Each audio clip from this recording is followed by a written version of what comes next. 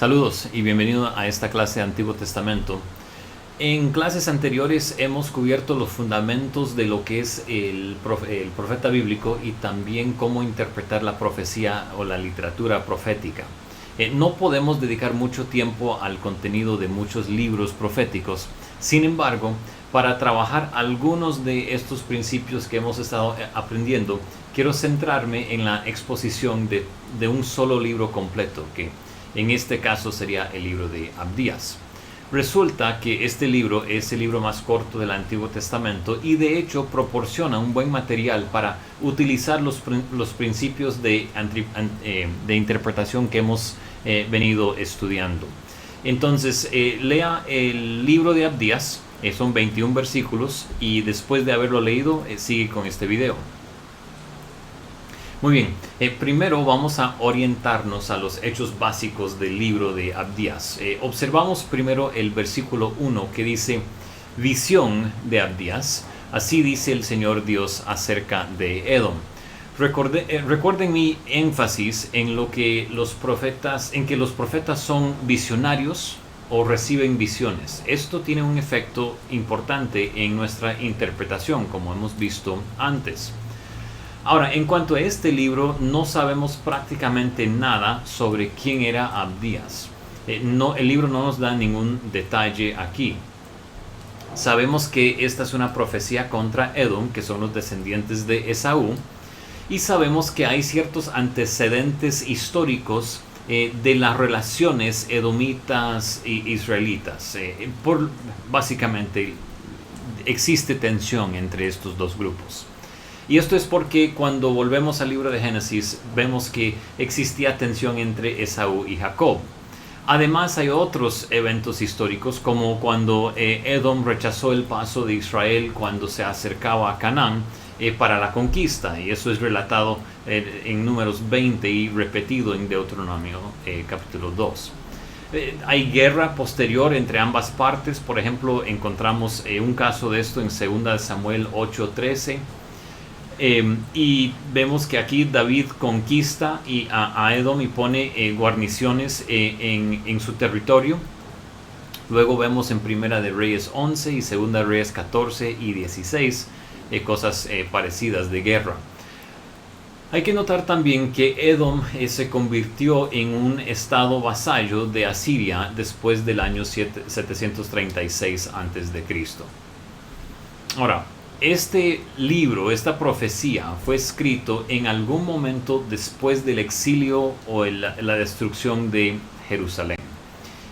Y condena a Edom por haber ayudado o haber contribuido a la caída de Judá. Muy probablemente está hablando de la destrucción de Jerusalén por parte de Babilonia. De hecho, vemos los versículos 9 al 11. Dice: entonces tus valientes serán atemorizados, de modo que todo hombre será cortado del monte de Esaú con muerte violenta. Por la violencia contra tu hermano Jacob te cubrirá la vergüenza y serás cortado para siempre.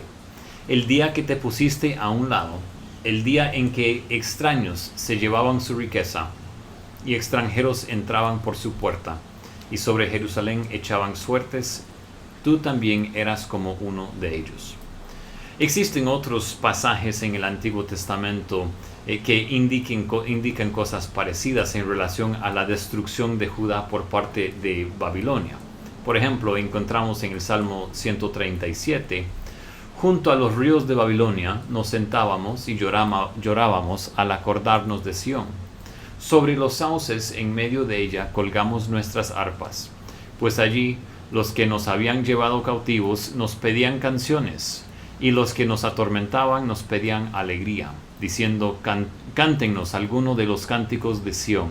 Recuerda, oh Señor, contra los hijos de Edom el día de Jerusalén, quienes dijeron: arrásenla, arrásenla hasta sus cimientos. Oh hija de Babilonia, la devastada, bienaventurado es el que te devuelva el pago con que nos pagaste. Así pues, este es un oráculo de juicio contra Edom por su ayuda e instigación a los enemigos de Israel, por alegrarse de su caída y otras cosas. Por supuesto, cada vez que una nación desprecia al pueblo de Dios es malo. Pero el pecado de Edom fue particularmente culpable debido a sus antiguos lazos familiares a través de Esaú y Jacob. Vemos los versículos 10 al 12 y quiero que noten el lenguaje de hermandad que existe aquí. Por la violencia contra tu hermano Jacob, te cubrirá la vergüenza y serás cortado para siempre. El día que te pusiste a un lado, el día en que extraños se llevaban su riqueza, y extranjeros entraban por su puerta, y sobre Jerusalén echaban suertes. Tú también eras como uno de ellos. No te alegres en el día de tu hermano, en el día de su exterminio. No te alegres de los hijos de Judá, en el día de su destrucción. Sí, no te jactes en el día de su angustia. Entonces, recordemos la relación de hermandad entre Esaú y Jacob. Lo mismo ocurre con las naciones que descienden de ellos, Edom e Israel. Cuando los extraños y los extranjeros amenazan a tu hermano, debes hacer tu parte para poder apoyarlo a tu hermano, no trabajar a favor de los enemigos o los extranjeros. Hay que notar también que Israel trató bien a los edomitas precisamente por esta misma hermandad. En la conquista de Canaán, se prohibió explícitamente a Israel atacarlos. Leamos Deuteronomio 2, versículos 4 al 5 y luego el 8. Y da orden al pueblo diciendo: ustedes van a pasar por el territorio de sus hermanos, los hijos de Esaú que habitan en Seir. Y ellos les tendrán miedo, así que tengan mucho cuidado. No los provoquen, porque no les daré nada de su tierra, ni siquiera la huella de un pie, porque a Esaú he dado el monte Seir por posesión. Pasamos pues de largo a nuestros hermanos, los hijos de Esaú que habitan en Seir, lejos del camino del Arabá, lejos de Elat y de Esión Geber, y nos volvimos y pasamos por el camino del desierto a Moab. Entonces Israel mostró amor fraternal a Edom, pero ellos no respondieron de la misma manera. Es importante conocer algunos antecedentes y cuestiones culturales y geográficos también. Por ejemplo, Edom era un país muy montañoso. Podemos observar esto en el versículo 3, donde dice: la soberbia de tu corazón te ha engañado. Tú que habites en las hendiduras de la peña, en las alturas de tu morada, que dices en tu corazón: ¿quién me derribará por tierra? Y luego en los versículos 8 y 9 dice: no destruiré en aquel día, declara el Señor, a los sabios de Edom y el entendimiento del monte de Esaú. Entonces tus valientes serán atemorizados, oh Temán, de modo que todo hombre será cortado del monte de Esaú con muerte violenta. Ahora bien, este detalle geográfico es importante porque Jerusalén, y en particular el templo, también están construidos sobre un monte. Ahora, no es un monte tan impresionante físicamente como los montes de Edom, pero aún así es un tema muy común en las escrituras que hablan del monte de Sión, el monte del Señor, etc. Así que todas estas referencias al monte de Esaú se están contrastando, de hecho, con el monte de Sión. Vamos a leer versículos 16 y 17, que dice: como ustedes bebieron en mi santo monte, así beberán continuamente todas las naciones. Beberán y tragarán, y serán como si no hubieran sido. Pero en el monte Sión quedará un remanente, y será el lugar santo, y la casa de Jacob volverá a tomar sus posesiones. Saltamos a los versículos 19 y 21, que dicen: entonces los del Negev poseerán el monte de Esaú, y los de la Cefela, la llanura de los filisteos, poseerán también el territorio de Efraín y el territorio de Samaria, y Benjamín poseerá Galaad. Los libertadores subirán al monte Sión para juzgar al monte de Esaú, y el reino será del Señor. Es decir, el monte Esaú será derrotado por el monte Sión. Es un contraste maravillosamente elaborado entre dos montes en este caso. Ahora, ¿qué es lo que se profetiza aquí en esta profecía? Bueno, primero hay juicio sobre Edom, por supuesto, pero también hay juicio sobre las naciones. Si volvemos al versículo 16, dice: como ustedes bebieron en mi santo nombre, así beberán continuamente todas las naciones. Beberán y tragarán y serán como si no hubieran sido. Y simultáneamente vemos que hay liberación para Israel. Volviendo al versículo 17, dice: pero en el monte Sión quedará un remanente y será lugar santo, y la casa de Jacob volverá a tomar sus posesiones. Además, vemos a Israel expandiéndose en territorios de los gentiles, en algunos casos reclamando territorio que habían poseído antes del exilio. Vamos a los versículos 19 y 20. Dice: entonces los del Negev poseerán el monte de Esaú, y los de la Cefala, la llanura de los filisteos, poseerán también el territorio de Efraín y el territorio de Samaria, y Benjamín poseerá Galad. Y los desterrados de este ejército de los israelitas, que están entre los cananeos hasta Sarepta, y los desterrados de Jerusalén, que están en Sefarad, poseerán las ciudades del Negev. Ahora, todo esto tiene que ver o tiene lugar en el día del Señor. Leemos el versículo 15, que dice: porque se acerca el día del Señor sobre todas las naciones. Como tú has hecho, te será hecho.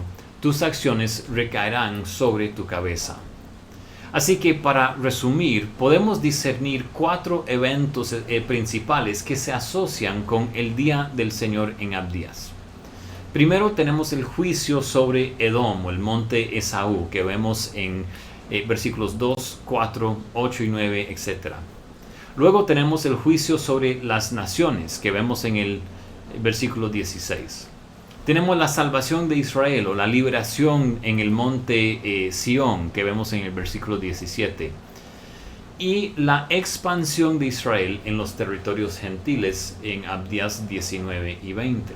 Ahora, la pregunta es si todo esto ocurre en el mismo día. Y el problema es que son muchas cosas que suceden a la vez, pero hay que recordar nuestra discusión sobre los principios interpretativos y el hecho de que en las visiones proféticas los acontecimientos futuros se representan visualmente o gráficamente en lugar de cronológicamente. Esto es el caso con las visiones de Daniel, y los sucesivos imperios se presentan como contemporáneos entre sí, etc. Y otras cosas que hemos visto. Estos acontecimientos se producen simultáneamente en la visión del profeta, pero no necesariamente en su cumplimiento. Entonces queremos saltar y ver el destino final de Edom. En la época post-exílica, los edomitas fueron expulsados de su propio territorio por los nabateos y comenzaron entonces a invadir partes de Judea, y se les conoció como idumeos. Ahora, en el Nuevo Testamento, Herodes el Grande era idumeo. Finalmente, bajo los macabeos, específicamente Juan Hircano, alrededor del año 126, fueron obligados a circuncidarse según Josefo, y así incorporaron al pueblo judío. Así, en cierto sentido, fueron poseídos por Israel, habiendo sido incorporados a la nación. Ahora queremos volver y leer los versículos 17, 19 y 20. Pero en el monte Sión quedará un remanente, y será lugar santo, y la casa de Jacob volverá a tomar sus posesiones. Entonces los del Negev poseerán el monte de Esaú, y los de la Cefela, la llanura de los filisteos, poseerán también el territorio de Efraín y el territorio de Samaria, y Benjamín poseerá Galad. Y los desterrados de este ejército de los israelitas, que están entre los cananeos hasta Sarepta, y los desterrados de Jerusalén, que están en Sefarad, poseerán las ciudades del Negev. Esta es una característica eclesiotélica. Las puertas del infierno no prevalecerán contra la iglesia, etc. Lo mismo ocurre con la expansión en el territorio de los gentiles. vean la misión de los hechos. También Esdras, Nehemías y Esther, donde hay un aumento del trato con los no israelitas o los gentiles se declaran judíos, etc. Ahora, queremos ver algunas observaciones también misceláneas sobre este texto. Y vamos a saltar al último versículo, el versículo 21, que dice: los libertadores subirán al monte Sión para juzgar al monte de Esaú, y el reino será del Señor. Ahora, esto está inspirado por el libro de los jueces. Si saltamos a jueces, vemos aquí que entonces el Señor levantó jueces que los libraron, Vayoshium, de la mano de los que los saqueaban. Y en 3:9 dice: cuando los israelitas clamaron al Señor, el Señor levantó un libertador, Moshiach, a los israelitas para que los librara, a Otoniel, hijo de Kenaz, hermano menor de Caleb. Ahora quiero que volvamos a leer este versículo 21 en Abdías, que dice: los libertadores Moshiim subirán al monte Sión para juzgar al monte de Esaú, y el reino o reinado será del Señor. En nuestra discusión sobre la hermenéutica y el uso del lenguaje figurativo o simbólico, señalamos que los profetas a menudo sacaban sus imágenes de la propia escritura y de la historia del pueblo de Dios, la historia bíblica o la historia redentora. Por ejemplo, el futuro cautiverio se describía como un volver a Egipto, aunque se trataba del cautiverio en Asiria, no en Egipto. Y los futuros juicios se describían como volver al desierto, etc. Aquí entonces la liberación se describe como una especie de nueva era de los jueces, líderes llenos del Espíritu. Parece extraño, como si se tratara de retroceder el reloj de alguna forma, pero de nuevo se trata del lenguaje simbólico y de los profetas que se basa en imágenes anteriores de la historia redentora. Además, la era de los jueces puede ser vista como positiva, aunque faltará un rey, que es de hecho la situación de Judea en el momento post-exílico. También quiero que observen un detalle importante en el versículo 21. La palabra hebrea meluká, o reinado, debería ser traducido reinado, no reino. Por tanto, debería ser el reinado será del Señor. El versículo invoca un sentido del libro de jueces, pero ¿cuál es el refrán clave en ese libro? No hay rey en Israel. Esa frase final, el reinado será del Señor, está ahí para indicar que, aunque en cierto modo esto podría verse como un paso atrás, volver a los jueces en lugar de los reyes, en realidad es un desarrollo positivo. El Señor tendrá el reinado, por lo que ya no hay necesidad de otros reyes, pero todavía habrá una necesidad de servicio dedicado, liderazgo y guerra espiritual. Este es el ángulo cristotélico. Cristo tiene el reinado mientras que emplea a otras personas menores, salvadores o libertadores de su pueblo. Muy bien, espero que esto ayude a ilustrar las cuestiones hermenéuticas que hemos examinado en los últimos videos. En el próximo video estaremos dando un enfoque sobre lo que es el Día del Señor. Muchas gracias.